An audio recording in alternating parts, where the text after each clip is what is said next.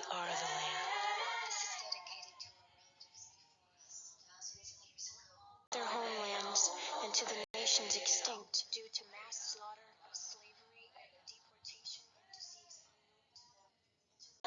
We are the land.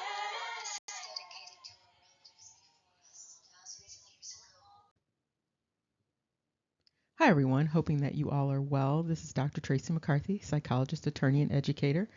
I offer that to you so that you will have a better understanding of where I am coming from in this particular discussion.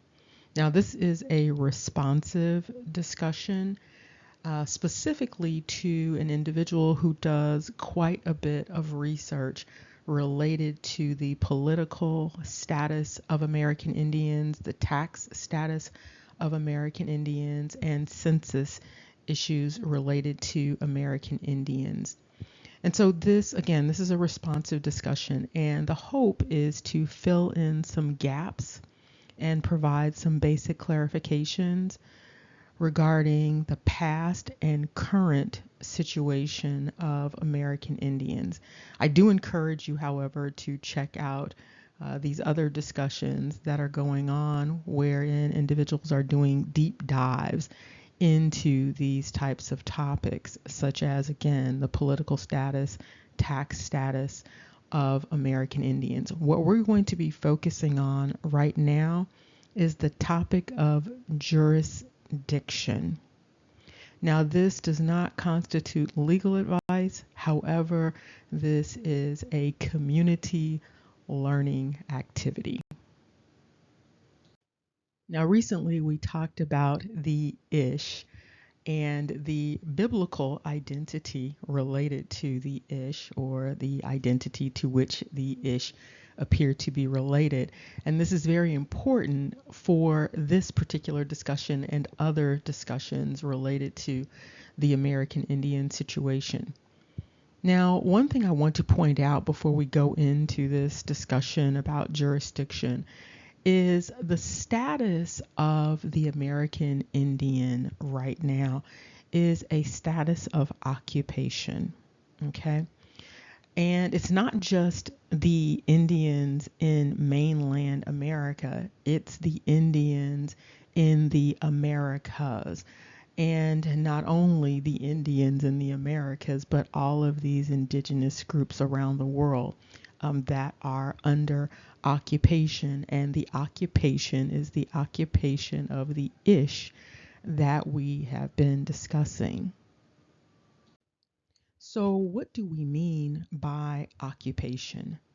Occupation is a construct that's related to international law.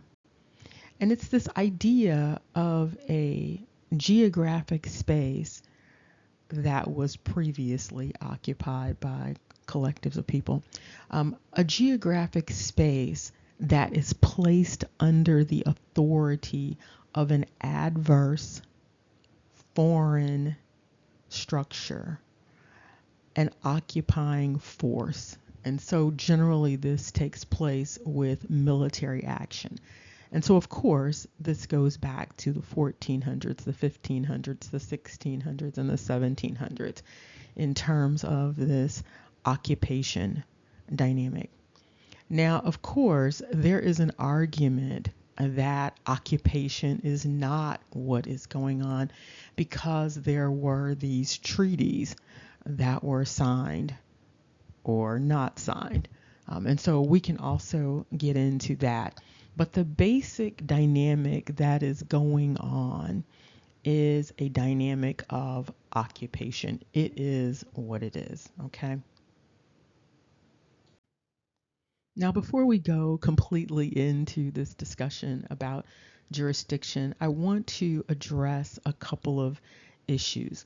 And one issue revolves around a concern that some content creators might have about the investment that individuals who are American Indian have in the truth and in acting upon the truth. And that relates to things like census issues, political status, tax status, and those sorts of things. Now I'm going to go back to the issue of occupation because it's very important. The way that the land became occupied is a very confusing narrative. It's unclear about exactly what took place, but there is a dynamic wherein there was apparently a loss of a battle of some sort. There was some sort of, in many instances, what appeared to be surrender. Okay. And then, by and large, there was quite a bit of deception. And for individuals who are just now finding information, finding this data about their ancestors, they are somewhat confused about what it all means. So there's a significant amount of ambivalence related to being an American Indian. What does it even mean in practical terms? One of the reasons why things are so confusing is because the structure of the American Indian identity in the Americas, it has become convoluted. The legal status of American Indians is convoluted. Today, it's convoluted. There is this history of actual genocide and paper genocide related to the American Indians. And so, of course, all of this is adding to this confusion. There has been the appropriation of the American Indian identity. And then on top of that, that superimposition dynamic related to American Indians. And so these other identities have been placed onto American Indians. And to add to this, the American Indian laws, by and large, appear to be illegitimate. Okay. And so that adds to the complication. The laws and the history, they don't favor the truth. And so there are multiple obstacles to even getting to the truth related to the American Indians, the status, the history, all of it. Many people also have no idea what to do with respect to restorative justice or reparative justice related to being an American Indian in this particular historical dynamic. And so the laws are rooted in deception. The histories are rooted in deception. And so many people are confused about what to even do with that. And so what many people do is they settle for what would be considered content that is feel-good content. And so this would include stories about how great it is to be an American Indian, not an African, not a European or an Asian. And so people get really caught up in that and listen to story after story after story about that. Okay. That doesn't translate to they really plan to do anything about that. It's just something that feels good in the moment. And so many of the influencers, quite frankly, are distractions. The law is real work, and the law requires real work. And so what happens is individuals who are ready to do this real work, they become confused by the number of people who are not ready to do real work with respect to the law. Now, one of the reasons that this is taking place, again, is because the law requires real work, and that real work is very messy because the laws are very messy. Again, these laws don't appear to be legitimate. And so that's a huge problem just in and of itself.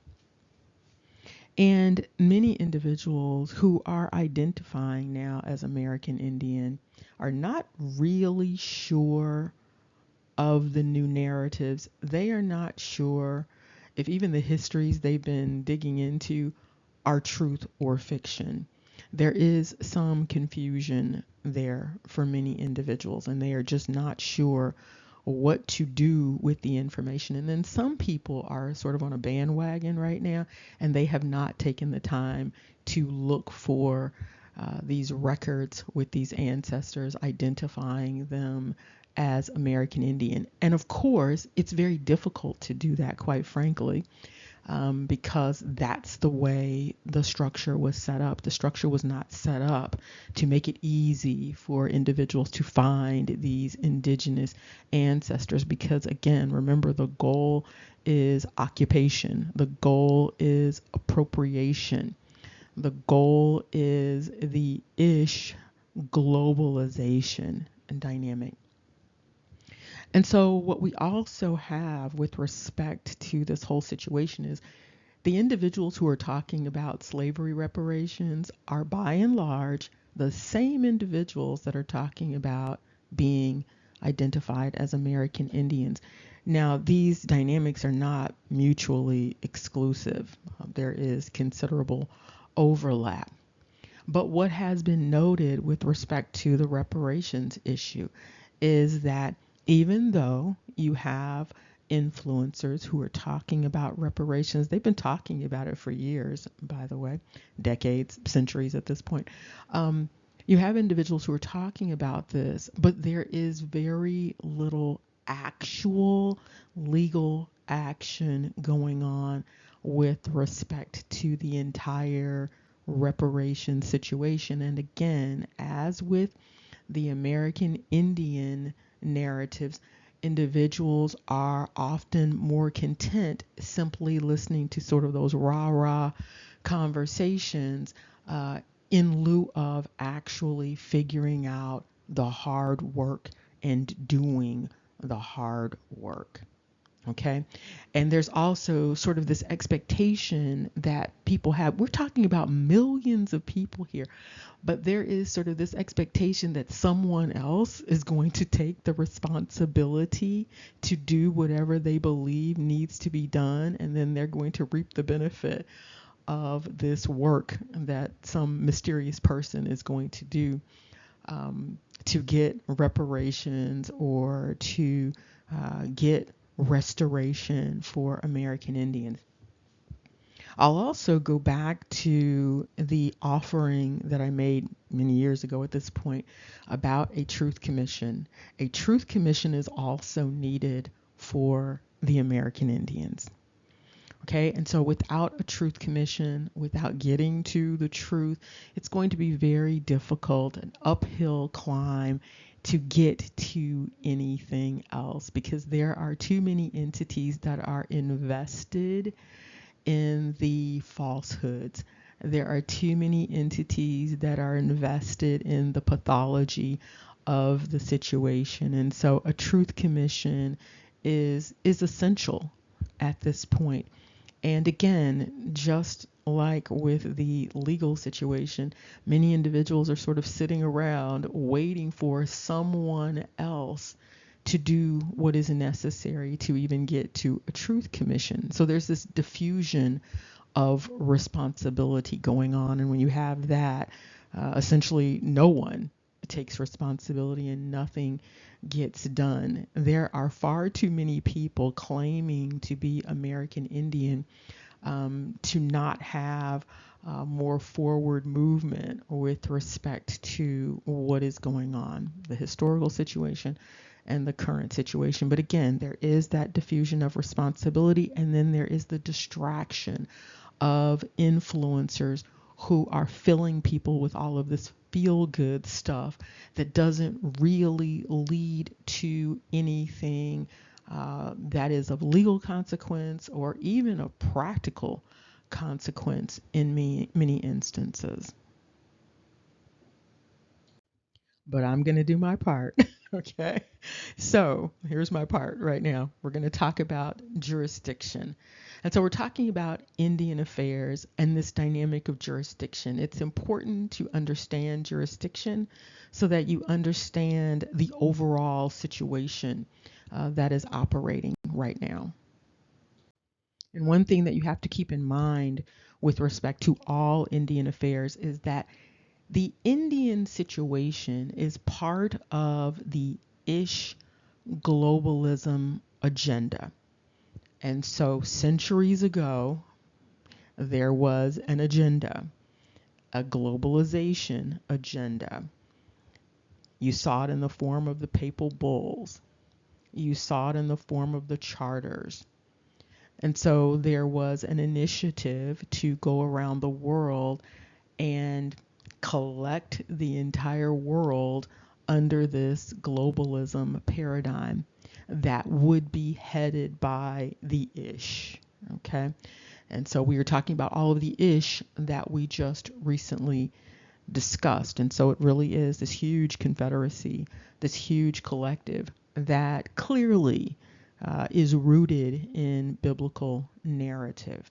Okay, and so that's also important to keep in mind. If you understand the dynamics of the ish in Scripture, you will better understand this globalism dynamic that is occurring as we are talking right now.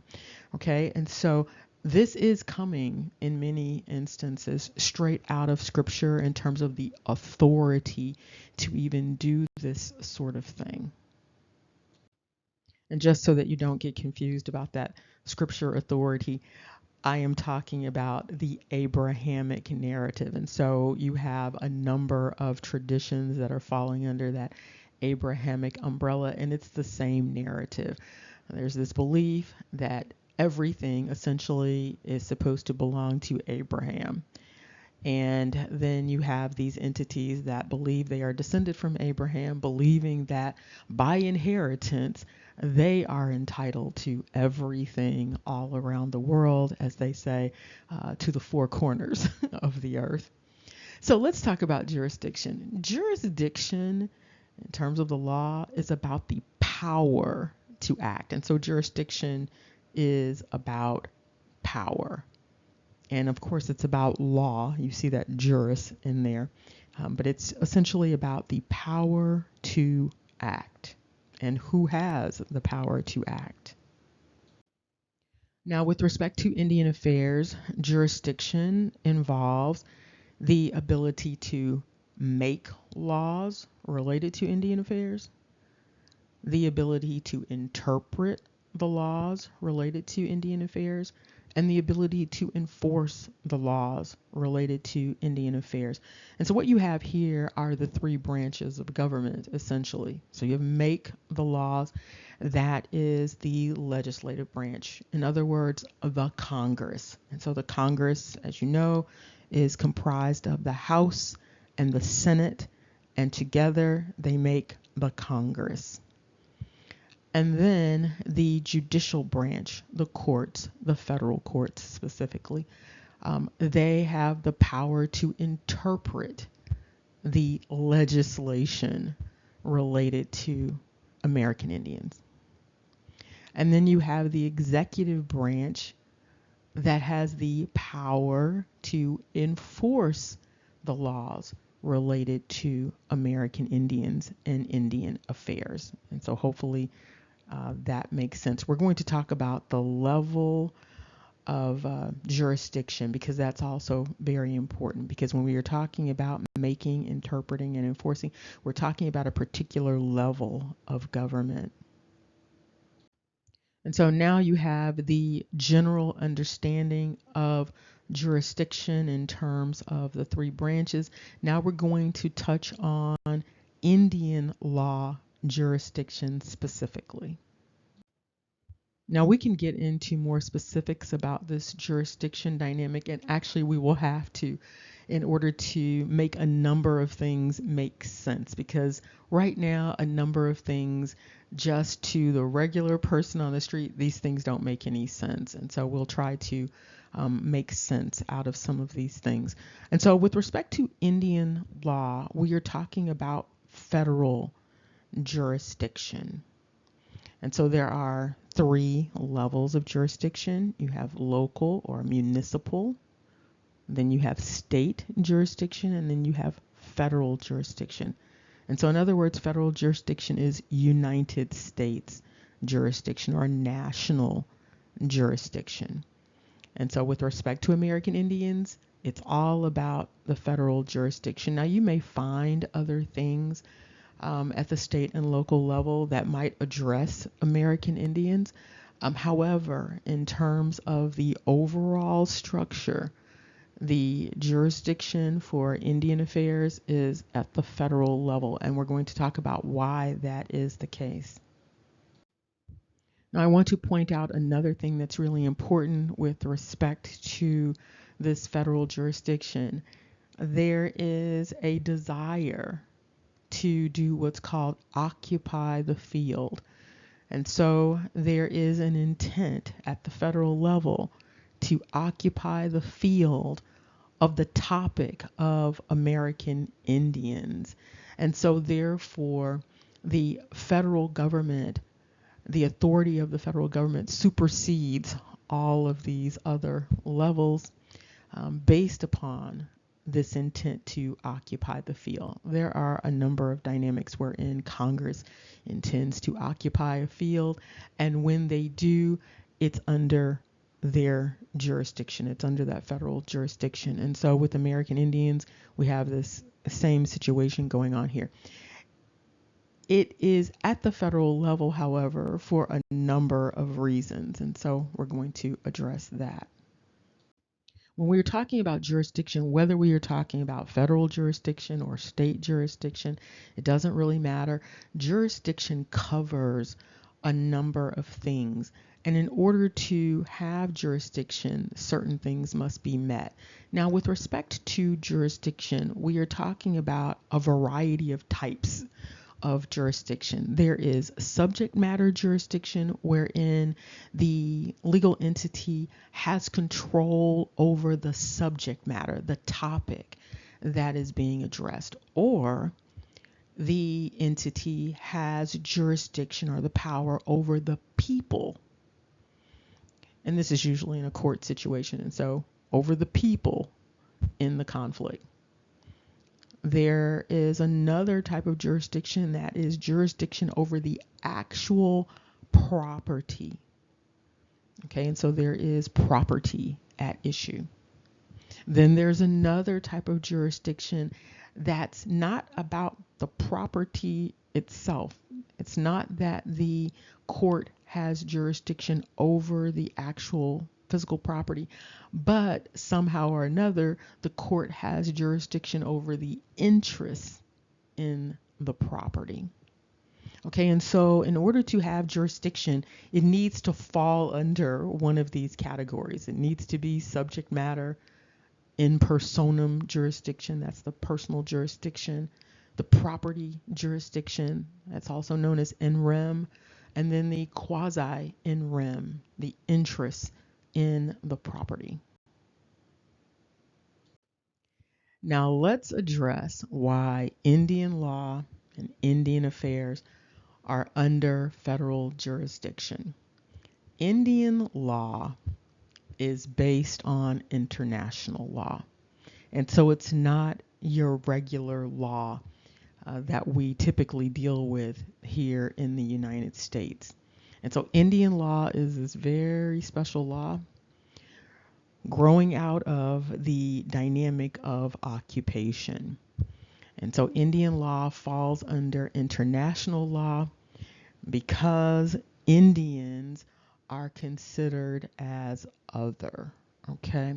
And so Indians are not under the sort of national umbrella of the ish, okay? And so therefore they are considered as other. And so this is why you see the issue of treaties. Treaties are for international law, and so treaties are for agreements between sovereigns, okay? So between varying governmental bodies or tribal bodies. In other words, family bodies, essentially. And treaties are on par with the United States Constitution. That's how important treaties are. And so, unless a treaty violates the United States Constitution, a treaty is a supreme sort of law in and of itself. Yes, it is. And so that's what you need to keep in mind in terms of the relationship between the American Indians and the Ish. Now, because so many things are rooted in deception with respect to this international relationship, okay, things are very confusing. And so even when you start to try to read the treaties, they are very confusing. When you read the laws about the American Indians, very confusing, because again, they are coming from a space of deception. They are coming from a spirit that is not really legal, okay? And so it's an unjust dynamic that's going on. And so it takes a lot of weird maneuvering to even get to the place that we are at right now. And so with respect to treaties, treaties are usually reserved for these foreign entities. However, in this situation, we have an occupation going on. And so the federal dynamic with respect to the indigenous people, it's not completely rooted in this foreign dynamic because it's supposed to be an entity that is foreign to the actual land. And so it's a little confusing, of course, because the American Indians are not foreign to the land. They are foreign to the Ish, or they are alien to the Ish. And sometimes you will see different language because of this confusion. And so there will be the offering that, the American Indians aren't exactly foreign, but they are alien to the Ish. And foreign and alien, they essentially mean the same thing. But again, there is this play on words because people are trying to make sense out of the entire situation and trying to justify the situation with coming up with different terms to try to understand the situation. But essentially, it's not that the American Indians, again, are foreign to the land. The American Indians are simply foreign to the occupying Ish. Now let's address these treaties a bit more. Now we've addressed the treaties previously, but we're going to talk about it a little bit more in depth here. And so there are these treaties that exist, purported treaties that exist. And remember, the treaties are supreme, okay? And so these treaties are basically the law of the land. But we have a couple of problems with the treaties. The first problem is that there are contract problems related to the treaties. And so you don't have the actual elements of a valid contract with respect to many of these treaties. And so the treaties, in many instances, are fake treaties. They are fraudulent treaties. They are just not real. Sometimes the individuals who were doing the contracting, they did not have authority to do all of this contracting, but they apparently contracted, or we are led to believe that.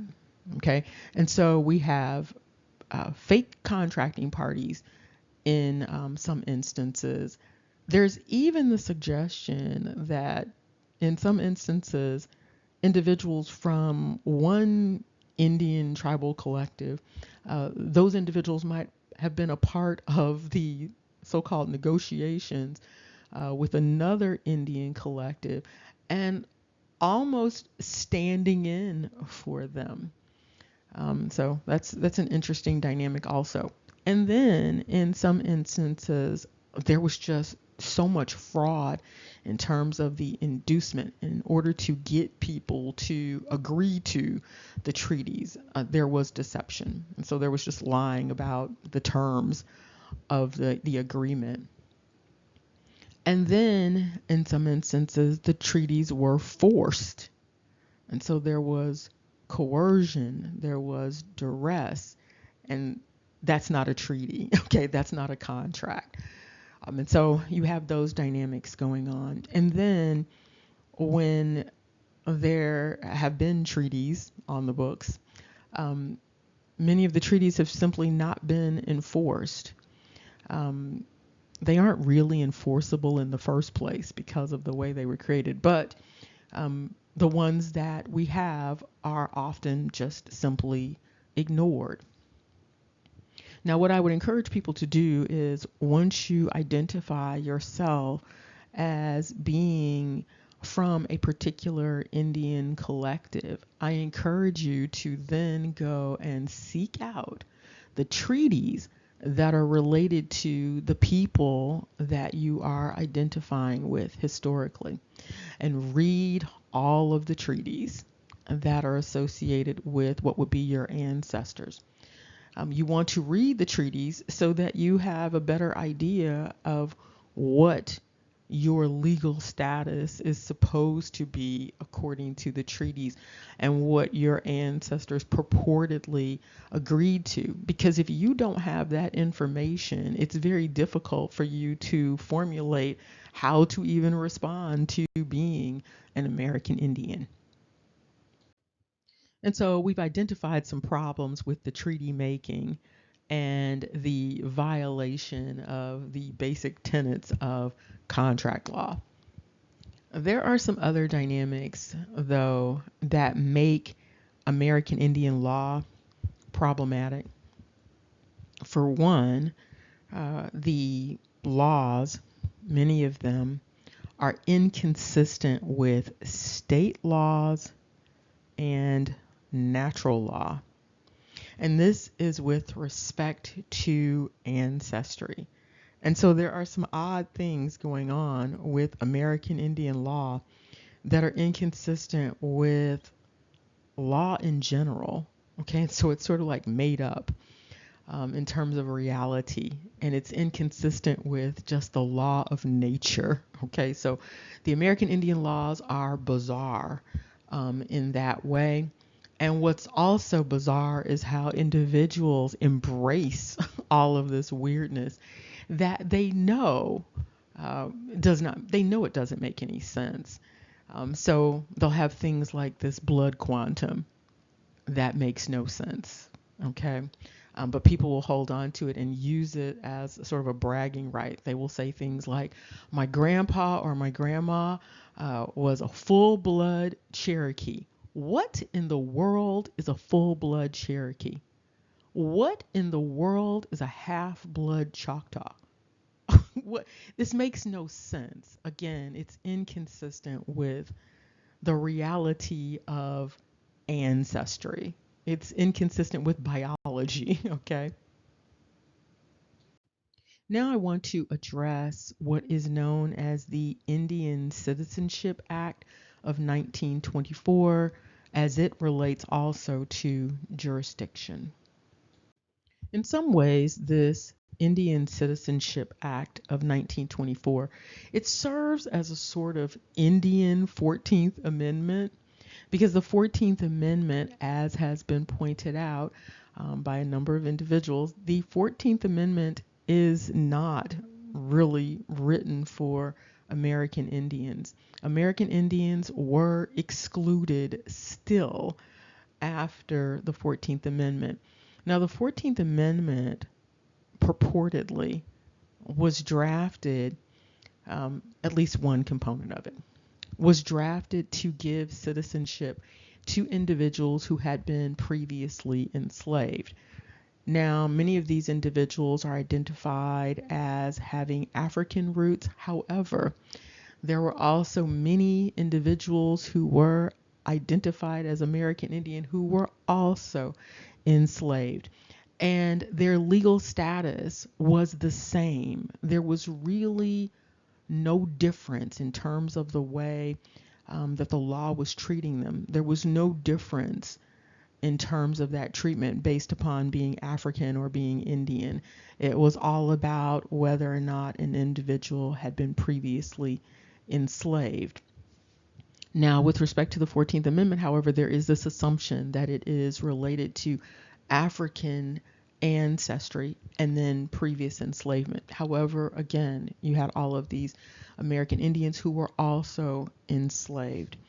And so the American Indian Citizenship Act of 1924, again, served as this sort of fill-in for the 14th Amendment, the piece that was missing from the 14th Amendment. This was attempting to rectify that. But was it really attempting to rectify that? We are going to now look at the act and we're going to see its actual intent and some problems with the intent. Now, this is a very odd law, by the way. And it's identified as the Act of June 2nd, 1924. And so, of course, last year would have been the centennial for this particular act. And it's indicated that this Indian Citizenship Act is structured to authorize the Secretary of the Interior to issue certificates of citizenship to Indians. That's the entire intent of this particular act. What's noteworthy, however, is I've been searching for these certificates of citizenship and I have not come across them, but perhaps someone has one in their family or something, and maybe they can actually talk about that. But the very purpose of this Citizenship Act, I don't see any actual manifestation of the purpose here. And here you can see it indicates the 68th Congress of the United States of America at the first session begun and held at the city of Washington on Monday, the 3rd day of December, 1923, an act to authorize the Secretary of the Interior to issue certificates of citizenship to Indians. That's the congressional intent. And as you might note, it doesn't say anything about giving any real rights to American Indians, just this issuing of these certificates. And so it goes on to indicate, be it enacted by the Senate and the House of Representatives of the United States of America in Congress assembled, that all non-citizen Indians born within the territorial limits of the United States be and they are hereby declared to be citizens of the United States, provided that the granting of such citizenship shall not in any manner impair or otherwise affect the right of any Indian to tribal or other property. Now, what does this all mean? And here you can see the signature portion of this. So what I want to point out to you first off is that with respect to the law, the first thing that you need to get a handle on is the letter of the law. What does the law say on its face? And so the law says something very interesting on its face with respect to this Citizenship Act. And then you want to consider the original intent of the law. What was the intent when the law was enacted? These two things are the most important. People can interpret laws in any way they want to. However, what's most important with respect to the law is the original intent of the law. And so with respect to the original intent of the law, we just have this whole thing about issuing certificates.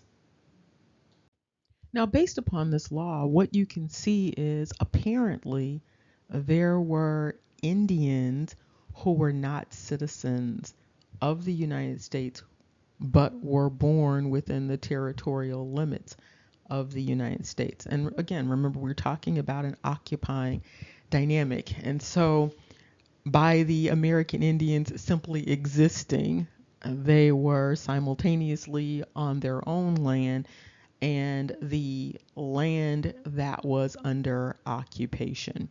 Okay, and so this particular act sort of out of the blue. It didn't come from out of the blue, though. Um, it declared a collective of people citizens, a collective of people that did not necessarily request citizenship. Now, of course, the narrative is that there were groups of Indians that were requesting citizenship. And because a particular group of Indians requested citizenship, they decided to just declare all Indians United States citizens. That's not really the way that citizenship works, but that's what we have here with respect to this dynamic. And so there were a number of Indians who did not request citizenship, but they went to sleep one night not being citizens and woke up the next day, and they were suddenly citizens, whether they knew it or not. Now, there are many issues with this dynamic, but one thing that stands out is that there was, by virtue of this act, this burden of citizenship that was imposed on the American Indians without any real benefit, because they didn't automatically get all of the benefits that people tend to think they are going to get by becoming a citizen. Now, here's the important part about all of this. First of all, again, I cannot find these certificates that were supposed to be the subject of this entire act in the first place. However, one thing that you might want to note is that with respect to this grant of United States citizenship, it might have applied to individuals at that time that were seeking this citizenship. However, this is not the way that citizenship works, generally speaking. And so it's not necessarily the case that when you grant one person citizenship, that all of the other people that are similarly situated are also suddenly citizens. It also doesn't mean automatically that their descendants are citizens. And in this particular case, we are again talking about this dynamic of occupation. And so, with respect to the actual status of American Indians, this might be hard to take, or maybe not. The indigenous people of the Americas, the United States in particular, I can speak to that.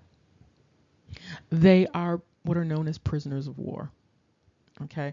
And so there might be this fancy dynamic going on with giving them this citizenship title. However, what appears to be going on is we are simply talking about individuals who are prisoners of war, and that status has not really changed.